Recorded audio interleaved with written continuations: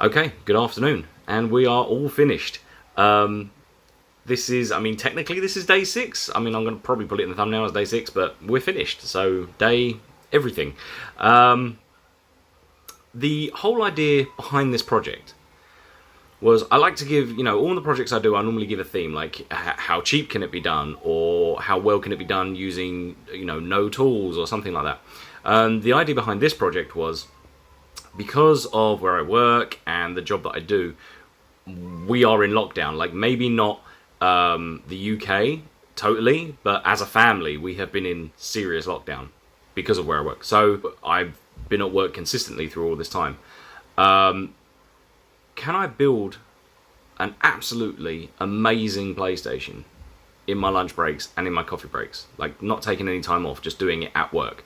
And the idea was that if I can do that, like a little bit here, a little bit there, 10 minutes here, 20 minutes there, then anyone can do it. Because if you're at home, or you've got the weekends, or you've got long times, or long, stretches of free time, you can totally do this. If I can do it and, hold down a job at the same time, I'm pretty sure anyone can do it, right? So that was the idea behind it. And for the most part, I did. I did all the disassembly, all the cleaning, all the cutting, all of the desoldering, all of the resoldering.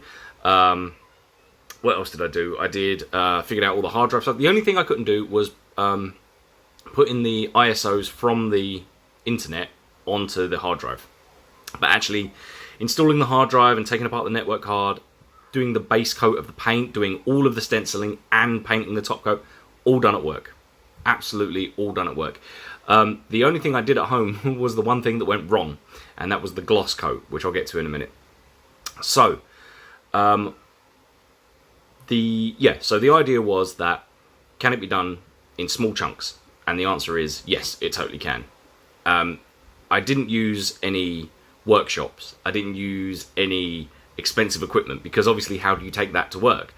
I wasn't using like like computer aided design. I used all like free paint programs, like offices, printers that you would find in an office, acetate sheets I got from eBay. I was using marker pens. I actually made the stencil with a Bic biro and some scalpels that I bought, I think, from the pound shop. Most of this stuff comes from the pound shop. Anyway, the point is, yes, it can totally be done. So, after my last video, which was the one with the stenciling, day 5 with the stenciling, disaster struck. Like, in a big... I'm smiling now, but I wasn't at the time. I was cussing out Wilkinson's. So, Wilko's is a chain of shops in the UK that does sort of like discount goods, discount stuff. And I was walking through there the other day, and I saw gloss finisher. So, gloss spray-on finisher. And I've really had good luck with Wilko's paint. I normally get my stuff in the pound shop, but I've had really good luck with Wilko stuff. For whatever reason, this one started out fine, and then started squirting out solid white lumps, and I have no idea why. As I've used sealer, I've used the finisher before, the acrylic finishers, absolutely fine. But for some reason, this one can, maybe it's just a Wilkinson thing, or maybe it was the way it was stored, started squirting out all of this white blob. It looked like little bits of white, like white adhesive. It was really nasty stuff. So that lovely smooth finish that I had, all gone. Like, all gone. It's not as bad as it looks, but when you get close, you can kind of see it. Anyway, so yeah, disaster struck. I was really, really not happy about that. However, from normal sitting distance, like the distance I'm sitting away from it now, which is like not even a meter, like maybe half a meter, it looks fine. Like, it looks really fine. And obviously further back than that, it looks amazing. It's when you get like nose close to it, you can actually tell it's not great. The only other thing I need to do is repaint the shoulder buttons, and there's a little bit of paint, that's left to do. Okay, and here we are. This is the old PlayStation 2 with the stickers, the hole that was smashed into the front of it with a pair of scissors and a screwdriver and covered up really quickly with a Guns N' Roses sticker. The other stickers down here, and the sort of like suspicious burn mark, and all the corners are bashed in. Yeah, this is what I had originally, and I'm making amends for it. And the way that I made amends for it is turning it into this. So what we have here is the finished article. We have the red This is just a wireless, the part of the double pack, the wireless controller. This is been painted with the gloss red, and the I put 2 white caps on there, white buttons, white. It's got white shoulder buttons as well. If you look, yep, they need a little bit of repainting. That the R2 button just needs a little touch up with paint, but that's basically done, and it works, and it is wireless. The console itself, we've got the stencil on the front, which again I am super happy with. I love that. It's not perfect, like there are some mistakes. But from this distance and from the distance where you're on the other side of the room, it looks amazing. I have a little memory card down here, which just before I press start on this video, I managed to scratch. So there's a little scratch across here. But again, from a distance, that's painted white. That's not a sticker. That's got the little white triangle, the little white thing. It's still got the little Sony logo on the front there. Oh, that's never going to focus. Hey. So it's still got the Sony embossed logo on there and a little white painted logo on the back. And obviously the back is all red. That's lovely. And then the front of this thing, we've got the Sony logo with the back painted red up here. We've got the white buttons, got the white disc tray down here, and the 2 white memory card slots down here. This controller thing that's plugged in, this is the receiver for the wireless controller. What I'm going to do is quickly flip it around to show you the back. So on the back of this thing, we have the red network card, which is completely red all the way around. Down, we've got the red fan. And then right down the bottom, if you can see, we have the power cable, which is, these are the only 2 cables coming in or out of that. We have the power cable coming in. And then here, HDMI cable. And the rest of it has been completely filled in and repainted. So like I say, there's no holes, there's no nothing else. You just have the HDMI and the power. That's your lot. Okay. So what I'm going to do now is quickly power this thing on, put in the memory card, and let's play a game. Okay, and we are good to go. I've had to shut the window because my neighbours are shouting, so I'm going to have to make this super quick because it is hot today.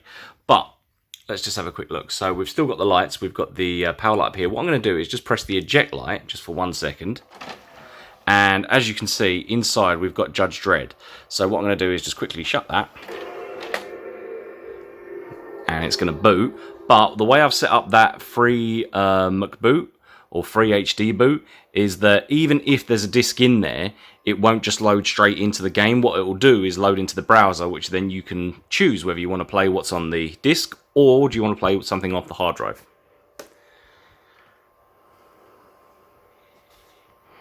So here we go, we're loading into free McBoot. Okay, and the very first thing you see, if you've got a disc in, is this. And you can choose, just like you could before on the original PS2, do you want to boot from that, or do you want to play the PlayStation 2 disc? I am using the wireless red controller, so I'm just going to click back. And let's go into the Open PS2 loader. Again, I didn't get rid of that flashing thing. I might reopen it again. As soon as I've got to repaint these buttons, I might reopen it again because I really don't like that bright LED in there. I mean, it looks so nice until you turn it on. But yeah, I might just whack some electrical tape over it rather than desolder it because you'll never see it. But yeah. Right, so obviously I've added quite a few games in here. This is just a random selection from the stuff that I've got on that machine. But what I want to do is, and there are lots on here. If I go down, yeah, there we go. If I go all the way down to the bottom, you'll see that it just keeps going. And we've got some absolutely bona fide classics on here. And also we've got Road Trip, which I'm going to have to do a video at some point because it is one of the weirdest games I've ever played. What should we look at? Let's go for a classic. Let's just go straight into Vice City. So we're going to load into Vice City, and the way that this works is, someone pointed it out to me in one of my old videos, and I didn't realise this when I was filming it, but the HD loader, let me turn that down a bit. The HD loader doesn't need the memory card or USB stick in. That is just a standard memory card. I can plug that into any other thing. If I turn on the machine without that memory card in, it still loads into HD loader. So this is just a straight memory card. So I have a Vice City save on here, and I am going to go straight into it.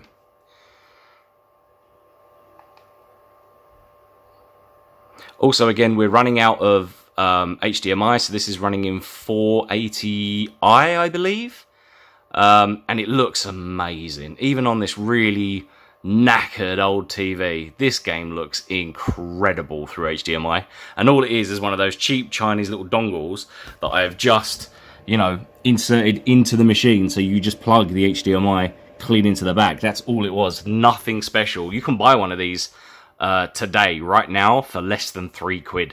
And I would, if you've got a PS2 and a flat screen TV, I cannot recommend them highly enough.